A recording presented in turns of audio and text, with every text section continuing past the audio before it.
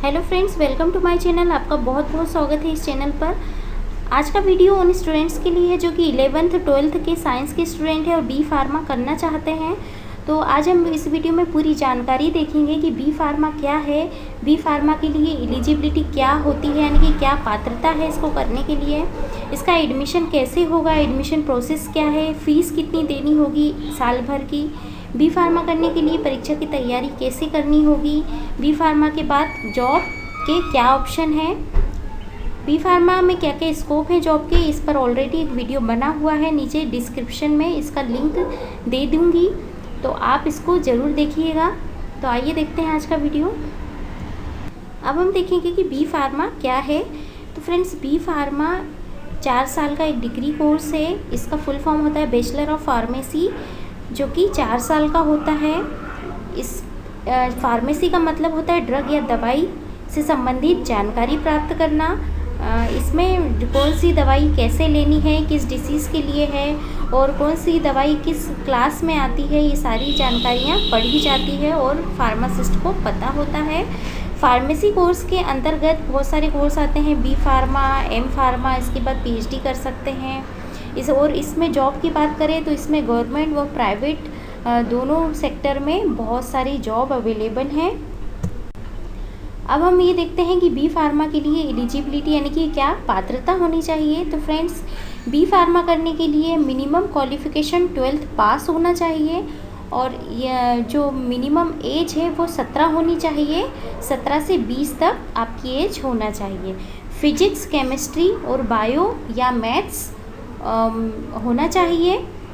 इसके बाद है जो मिनिमम मार्क्स है वो आपके 50% 12th में होना चाहिए।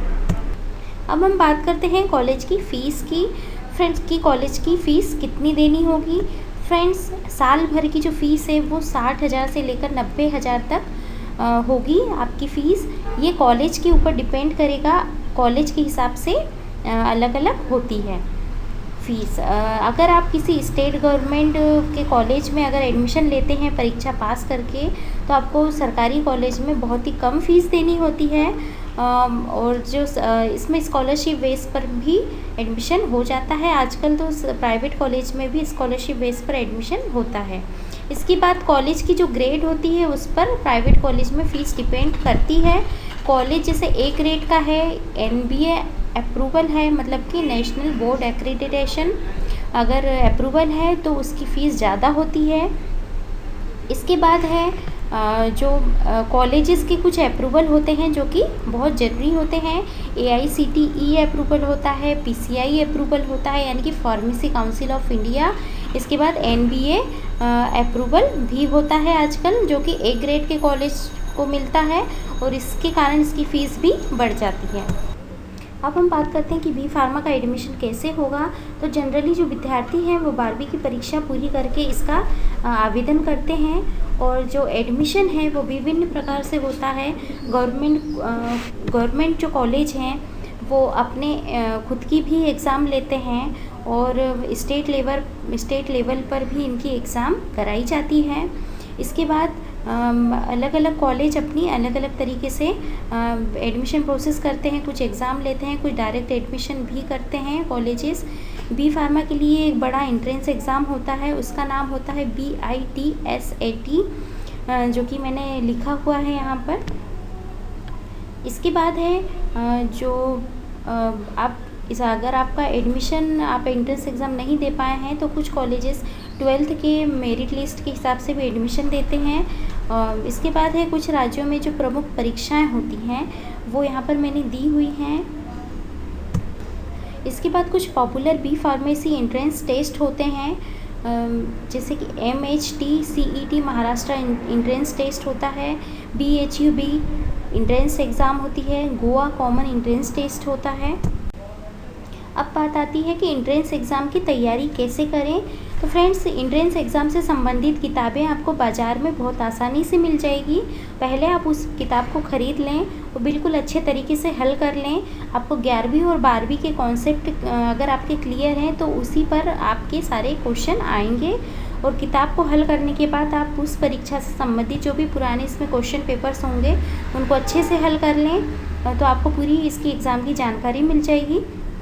और बी फार्मा परीक्षा में प्रवेश के लिए परीक्षा की तैयारी करने के लिए आपको ज़्यादा परेशान होने की ज़रूरत नहीं है। इसमें कंपटीशन बहुत ही कम है और ये कोर्स बहुत ही अच्छा है।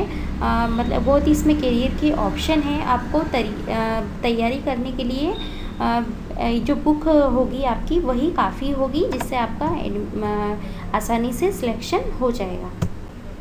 स्कोप क्या क्या है फार्मेसी में, मतलब कि जॉब कैसे मिलेगी फार्मेसी में।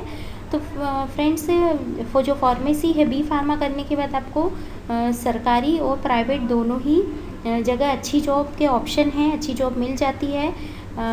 आप गवर्नमेंट जॉब की बात करें तो बी फार्मा के बाद ड्रग इंस्पेक्टर की पोस्ट निकलती है, हर 5 साल में निकलती है, जो कि गवर्नमेंट जॉब है। इसमें भी आप अप्लाई कर सकते हैं। इसके बाद बहुत से गवर्नमेंट जो हॉस्पिटल्स हैं उनमें फार्मासिस्ट की वैकेंसियाँ निकलती रहती है हर डिपार्टमेंट में। इसके बाद है आप खुद का मेडिकल स्टोर भी खोल सकते हैं। बी फार्मा के बाद आपको लाइसेंस मिल जाता है फार्मेसी काउंसिल ऑफ इंडिया से, जो कि हमारे स्टेट की काउंसिल से रजिस्टर कराना होता है। इसके बाद है आप फार्मासिस्ट के तौर पर किसी कॉलेज में भी काम कर सकते हैं और बी फार्मा के बाद एम फार्मा करके आप असिस्टेंट प्रोफेसर की भी जॉब कर सकते हैं। इसके बाद है जो प्राइवेट जॉब की बात करें तो फार्मा जो कंपनियां होती हैं जो भी गोली दवाई बनाती हैं, उनमें बहुत सारे जो डिपार्टमेंट्स होते हैं, quality control, quality assurance, production है, इसके बाद है पैकेजिंग है। बहुत सारे डिपार्टमेंट में भी बी फार्मा की स्टूडेंट्स की रिक्वायरमेंट होती है। इसके बाद मेडिकल रिप्रेजेंटेटिव की भी जॉब कर सकते हैं। इसके बाद है विभिन्न भागों में काम कर सकते हैं, research agency, health centre, medical store पर काम कर सकते हैं। इस पे ऑलरेडी एक वीडियो बनाया हुआ है, मैं नीचे लिंक दे दूँगी इस वीडियो के आप डिस्क्रिप्शन में, तो आप देख लीजिए, ऑलरेडी अपलोडेड है। आपको बहुत अच्छे से पता पड़ जाएगा कि बी फार्मेसी के बाद फार्मा फील्ड में क्या क्या स्कोप हैं जॉब के। अगर आपको ये जानकारी अच्छी लगी हो, अगर आप चाहते हैं इसी तरह की वीडियो आपको मिलते रहें, तो इस चैनल को सब्सक्राइब कीजिएगा और बेल आइकॉन प्रेस कीजिएगा। Thanks for watching video.